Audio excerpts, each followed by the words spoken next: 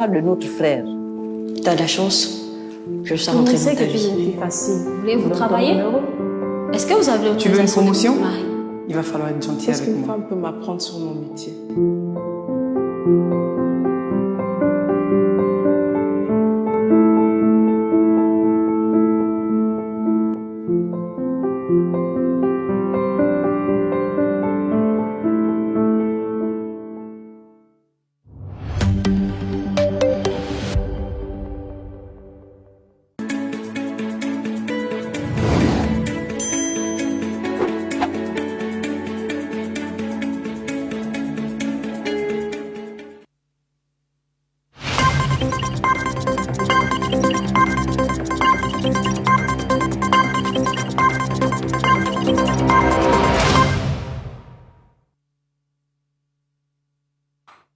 C'est l'heure de la principale édition du soir sur Gabon 24. Bonsoir et soyez les bienvenus. Voici le sommaire.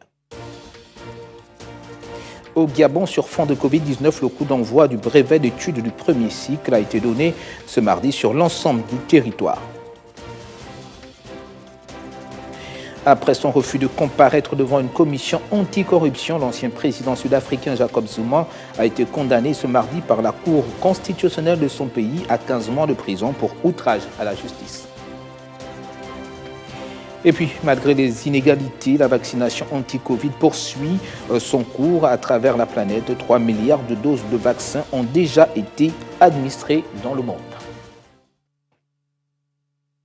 C'est tout pour les titres et merci d'avoir choisi Gabon à 24 pour vous informer. L'actualité en ouverture de ce 20h, nous la puisons dans le berceau de l'humanité. D'abord, en Afrique du Sud, je vous le disais là-bas, la Cour constitutionnelle a condamné ce mardi l'ancien président Jacob Zuma à 15 mois de prison pour outrage à la justice. Une condamnation qui intervient après son refus de comparaître devant une commission anti-corruption. On en parle avec Miguel Mabika. C'est à la majorité de ses membres que le verdict est tombé ce mardi. La Cour constitutionnelle n'a pas eu d'autre choix que de conclure à culpabilité d'outrage de Jacob Zuma à la justice, l'ancien président sud-africain n'ayant pas répondu à l'appel de la commission anticorruption. La mesure dans laquelle Jacob Zuma a tenté de justifier sa défiance par des déclarations publiques n'est pas pertinente. Ces déclarations n'ont pas été formellement plaidées, d'où la faute à ne pas en tenir compte. La Cour constitutionnelle n'a pas d'autre possibilité que de conclure que M. Zuma est coupable d'outrage à la justice. Depuis la création en 2018 de la commission chargée d'enquêter sur la corruption généralisée pendant ses 9 années au pouvoir, Jacob Zuma, déjà mis en cause par une quarantaine de témoignages, multiplie les stratégies pour éviter d'avoir à s'expliquer, accumulant ainsi les recours ou faisant valoir son droit au silence. Après une énième convocation à laquelle il ne s'est pas présenté fin février dernier, la commission a réclamé une condamnation à 2 ans de prison contre lui. Le jugement majoritaire ordonne une peine d'emprisonnement sans sursis pour une période de 15 mois. Cité dans une série de scandales, Jacob Zuma a été évincé du pouvoir en 2018. Il a été remplacé par l'actuel président Cyril Ramaphosa, qui a fait de la lutte contre la corruption son cheval de bataille. Pendant ce temps, au Gabon, Ali Bongo Ndimba a reçu les lettres de créance des 2 ambassadeurs de 2 pays frères, le Nigeria et le Tchad, un ballet diplomatique au palais du bord de mer de Libreville qui prouve une fois encore la vitalité de la diplomatie gabonaise. Suivons.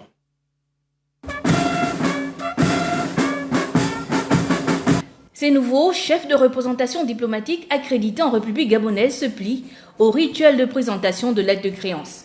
Hymnes nationaux et honneurs militaires pour accéder au salon des ambassadeurs de la présidence de la République. Le premier, son Excellence Raymond Oudofé Brown, ambassadeur extraordinaire et plénipotentiaire de la République fédérale du Nigeria près la République gabonaise avec Libreville pour résidence. Né en 1964 dans l'état d'Akwa Ibom, le plénipotentiaire a exercé au cours de sa carrière professionnelle en Afrique, en Asie et en Europe. Le Gabon et le Nigeria ont, au cours de ces dernières années, mutualisé leurs efforts dans le secteur pétrolier. Rappelons que ces 2 États sont membres de l'Organisation des pays exportateurs du pétrole, OPEP.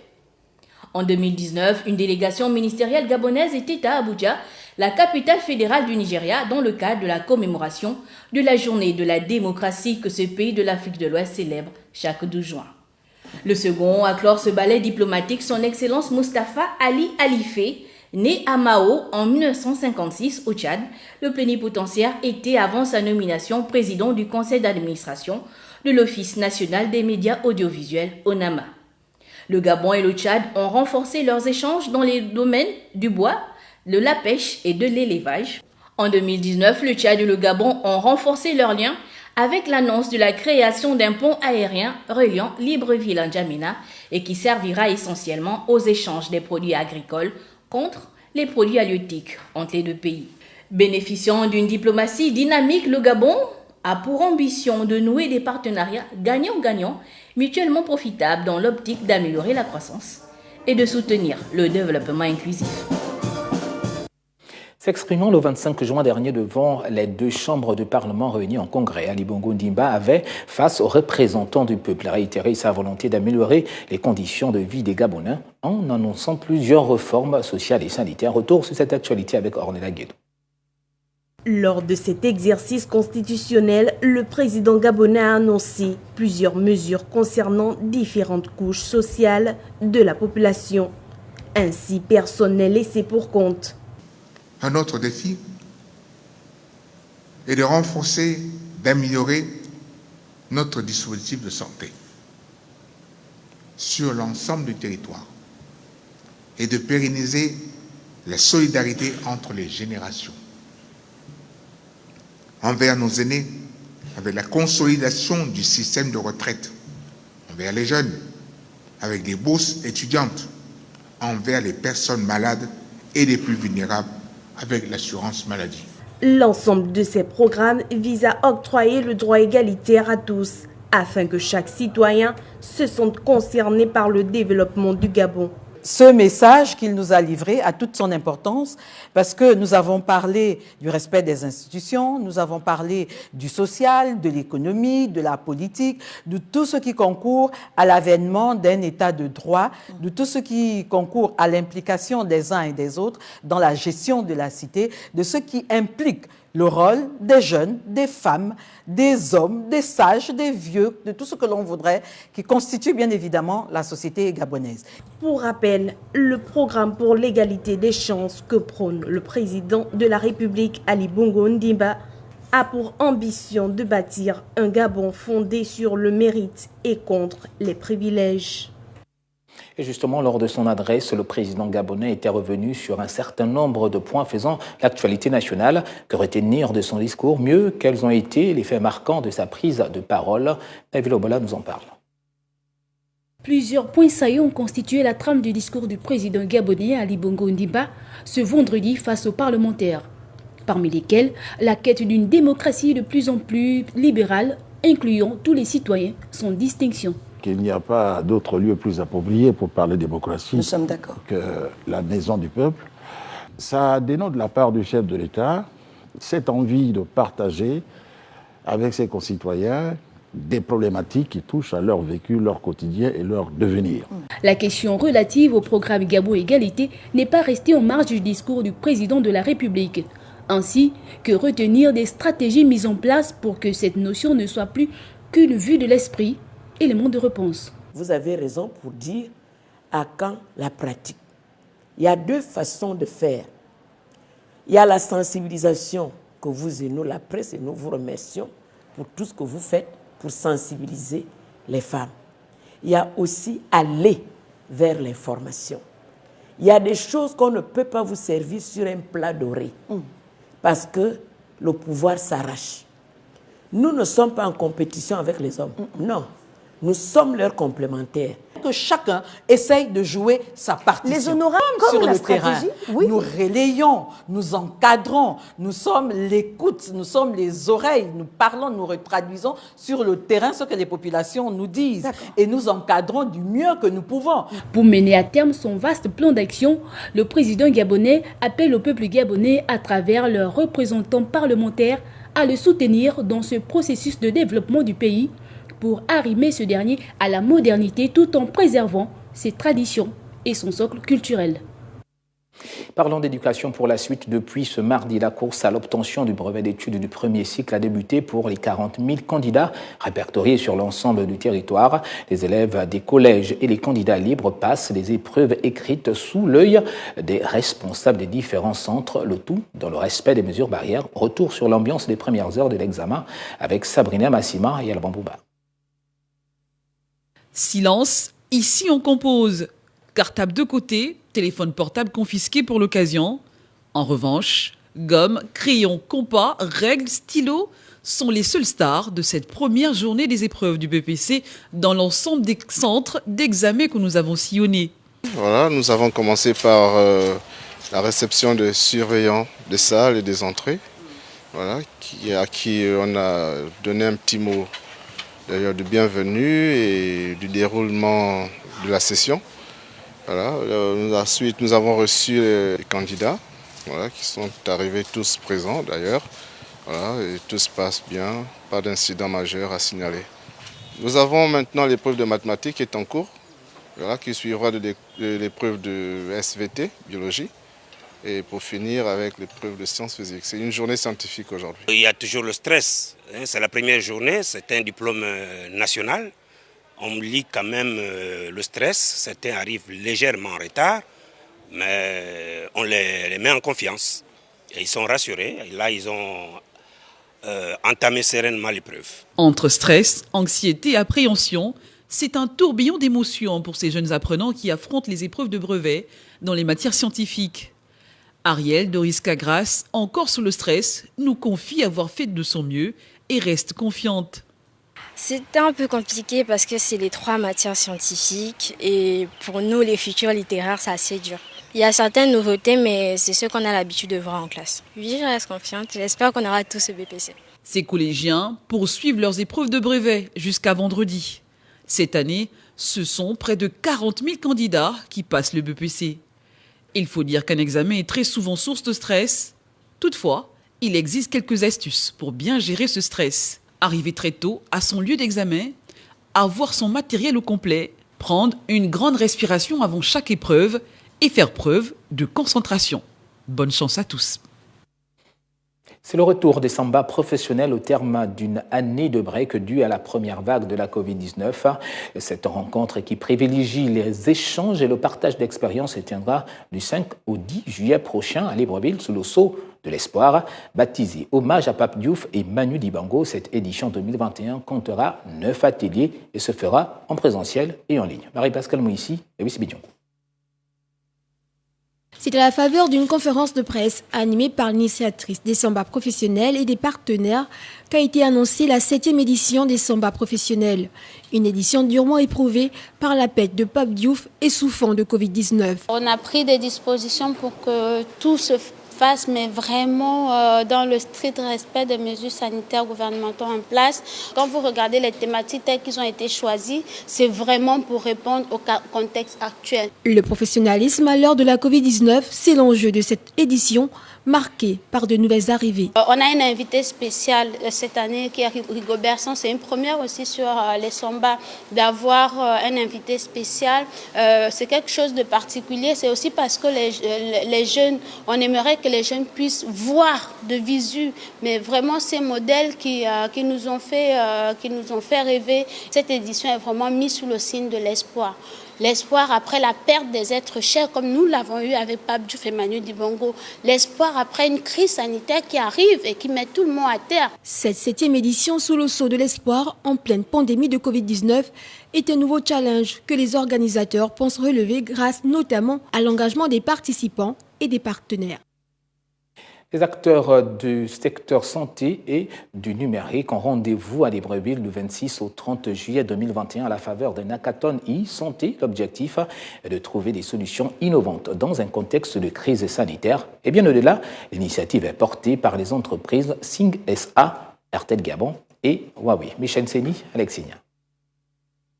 Le numérique, c'est l'avenir et la pandémie de Covid-19 nous aura permis d'en prendre véritablement conscience par un changement de paradigme dans des secteurs comme la santé. C'est dans cet intérêt que Airtel Gabon, Huawei et la SING ont décidé de collaborer à travers un hackathon axé sur l'e-santé afin d'apporter des solutions innovantes en matière de santé au Gabon. Un hackathon, c'est un événement sur 3 jours où finalement on met ensemble des personnes de profils différents pour trouver des solutions innovantes à des problématiques qui sont posées. Ici, la problématique, c'est la problématique de la santé. Comment améliorer l'accès aux soins? Comment améliorer le fonctionnement de nos hôpitaux? Comment améliorer la prise en charge des personnes en situation d'urgence? Comment promouvoir la prévention dans la santé? Donc, ensemble, imaginons des solutions innovantes pour la santé au Gabon. Avec les bonnes technologies, la seule chose qui peut nous limiter est notre propre imagination. Les porteurs de projets pourront candidater via une plateforme numérique des entreprises initiatrices de l'hackathon, d'autant que ce concours se tiendra du 26 au 30 juillet 2021 et devrait regrouper les hommes et les femmes de domaines spécifiques tels que la santé, le développement web et la gestion financière.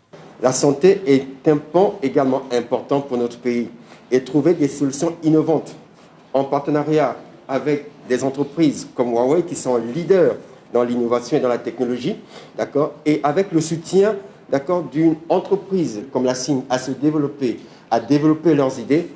Pour nous, c'est la plateforme idéale pour encourager l'innovation Made in Gabon. Le Gabon se positionne comme leader en matière d'accès à Internet dans la zone CEMAC avec une couverture de près de 80% de son territoire. Bonne nouvelle pour la famille de Yann Ngonga. Ce mardi, le ministre gabonais des Affaires sociales, Prince Kanko, s'est rassuré de l'évacuation sanitaire de ce jeune homme qui avait perdu l'usage de ses 2 mains suite à l'explosion d'une grenade il y a quelques mois dans une église à Port-Gentil. C'est à Istanbul, en Turquie, qu'il suivra des soins adaptés. Nos reporters étaient sur place du côté de l'aéroport international Léon-Bas de Libreville pour le constat. Pour son départ à Istanbul, où il doit suivre des soins de santé, son seul espoir pour un retour à la vie normale, ils étaient tous là pour en voir la concrétisation. Sa famille la plus proche. Elle nous avait promis qu'elle devait prendre tout en main et aujourd'hui on voit que elle a fait, elle a vraiment fait. Je lui remercie vraiment beaucoup. Merci. Mais aussi le ministre gabonais en charge des affaires sociales. Le gouvernement a fait son devoir. Nous ne nous réjouissons pas du fait d'avoir accompagné Yann. Nous nous réjouissons du fait qu'il va être pris en charge comme il se doit et qu'il puisse disposer des prothèses, que ses yeux qui ont pris un coup puissent évidemment être soit remis en fonction. Yann Ngonga, 25 ans, a perdu ses 2 mains en février dernier à la suite de l'explosion d'une grenade dans une église de Port-Gentil, la capitale économique du Gabon. C'est désormais rassuré qu'il part aux côtés de sa mère pour de longs mois de traitement. Pour mes espoirs d'abord, premièrement, c'est Dieu avant tout. Et aussi, nous avons reçu des rapports finalement. Et je vais me faire placer des prothèses. Et pour l'opération, les médecins ont dit que ça va bien se passer. Et il y a de fortes chances que je retrouve la vue. Et j'aurai des prothèses bioélectriques donc, qui me permettront d'avoir le fonctionnement et de regagner au cours de ma vie normale. Une évacuation rendue possible grâce à l'implication personnelle du président de la République, Ali Bongo Ondimba, et de la première dame, qui s'était très tôt saisie de ce cas social. Ou encore qu'il y ait la possibilité de poursuivre ses études comme il se doit. L'intérêt pour nous, c'est sa santé prioritairement. La famille dont le père est près de moi et qui a suivi tout ce qui s'est passé depuis ce matin pour que le gouvernement se tienne à côté. Madame le Premier ministre a tenu à ce que nous veillions à cette évacuation comme il se doit et c'est ce que nous sommes engagés à faire. Nous tenons véritablement à remercier l'ensemble des collaborateurs, l'ensemble des membres du gouvernement qui se sont déployés dans cette opération, parce qu'évidemment, ça n'a pas été que le fruit du travail d'une seule personne. Le drame, qui avait jusqu'à récemment défrayé la chronique, s'achève ainsi sur une fin heureuse, comme on le verra moins sur les réseaux sociaux.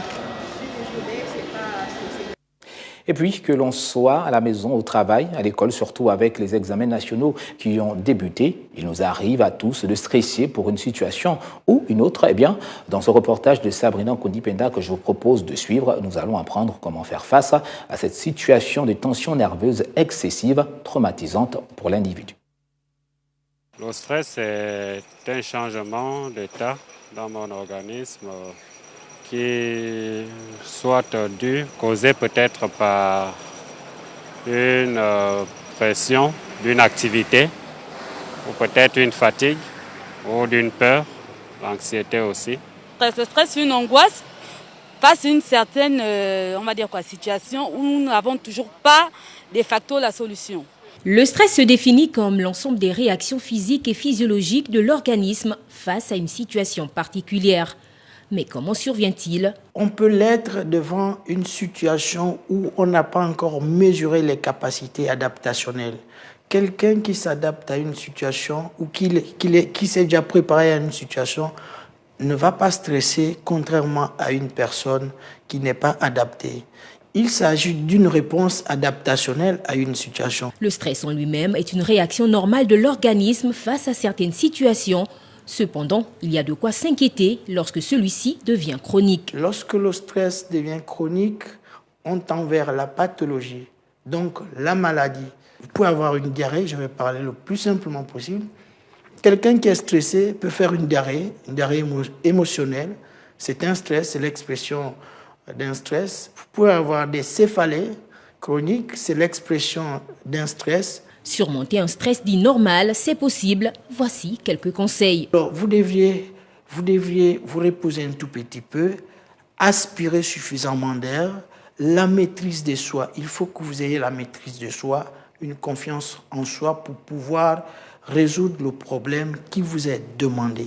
Face au stress qui peut avoir plusieurs conséquences dans la vie d'une personne, la consultation reste non négligeable. Et pour cela, il est recommandé de consulter un psychologue. Pendant ce temps, au Congo-Brazzaville, les vaccins contre la Covid-19 peinent à trouver preneur, faute à une réticence liée à la vaccination observée depuis le lancement de la campagne de vaccination contre le coronavirus le 24 avril dernier dans le pays. Ornella Guédou. Une numérisation pour une meilleure gestion des structures sanitaires et de prise en charge des patients sur l'ensemble du territoire congolais. C'est l'objectif du gouvernement qui s'est doté de cet outil performant et accessible afin d'améliorer l'efficacité du système de santé. Il s'agit là d'un projet ambitieux et d'envergure nationale qui a pour objectif la numérisation de l'information du système sanitaire face à l'efficience des dites structures. Cette application est déjà disponible dans des centres hospitaliers à titre gracieux.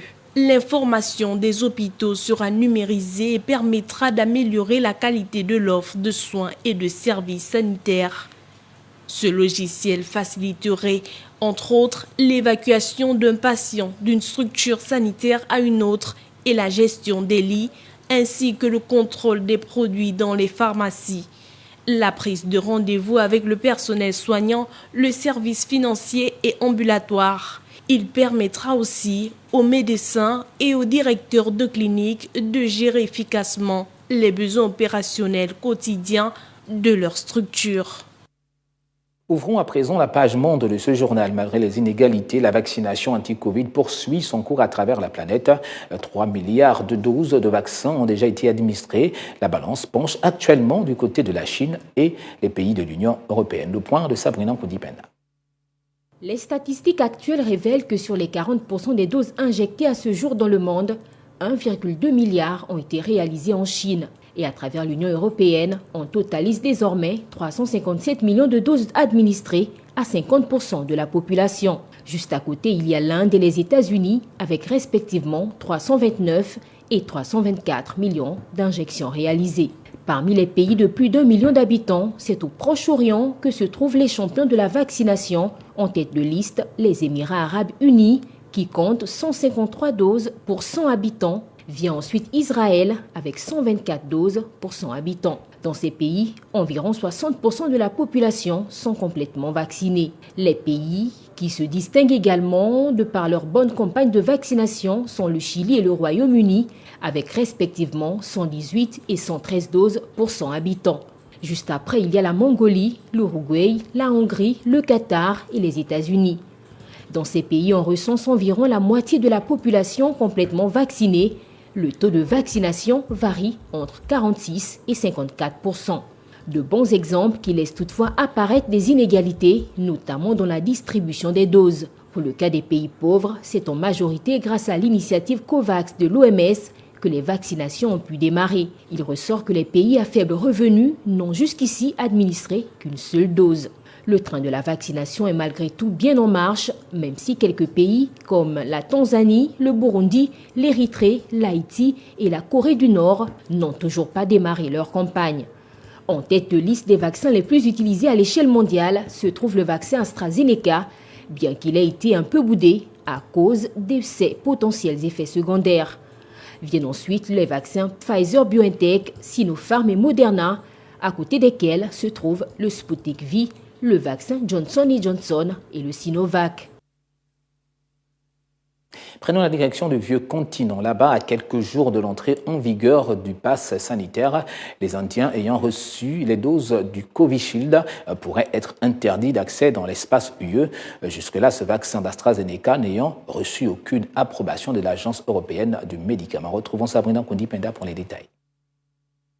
Sachant que la Commission européenne a laissé à tous les États membres le libre choix d'autoriser ou non l'entrée sur leur territoire des voyageurs ayant reçu des vaccins validés par l'Organisation mondiale de la santé, mais pas forcément approuvés par l'Agence européenne des médicaments, les pays d'Europe se sont clairement prononcés.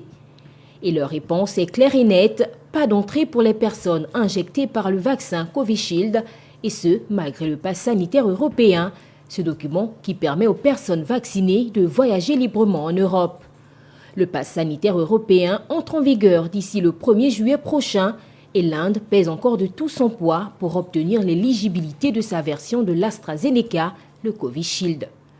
Seuls les vaccins anti-Covid-19 approuvés à la commercialisation par l'Agence européenne des médicaments sont éligibles, mais l'India Serum Institute, le plus grand fabricant de vaccins au monde, demande toujours une autorisation d'urgence pour son Covishield.